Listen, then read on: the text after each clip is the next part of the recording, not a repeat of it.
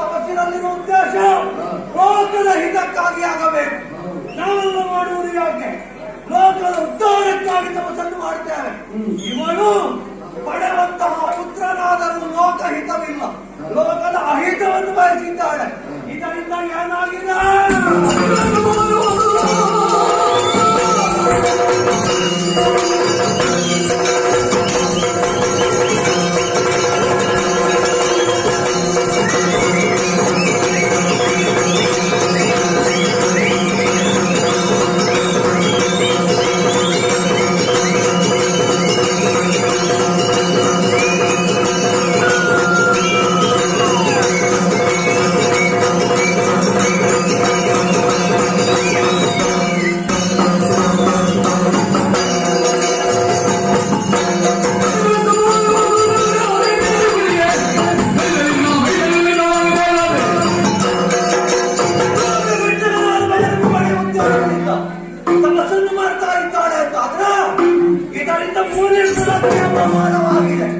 ನಮ್ಮ ಪಾಲಿಗೆ ಅಪಮಾನ ಸರಿದೆ. ಈಗ ಶಿಕ್ಷೆ ಕೊಡ್ಬೇಡ್ವಾ?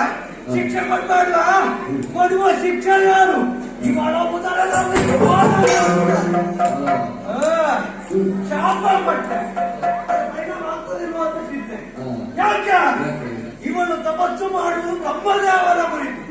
ಅವನು ಒಲಿದು ಕೊಟ್ಟ ಅಂತಾದ್ರೆ ನನ್ನ ಶಾಪವು ಸಿಹಿಯಾದಿತ್ತು. ಹಾಗಾದಲ್ಲ, ಅದಕ್ಕಾಗಿ ನಾ ಕೊಟ್ಟಂತಹ ಶಾಪಕ್ಕೆ 3 ಮೂರ್ತಿಗಳಿಂದಲೂ ಪರಿಮಾರ್ತಾರೆ. ಅಪ್ಪ ಈಗ ಮನಸ್ಸಿ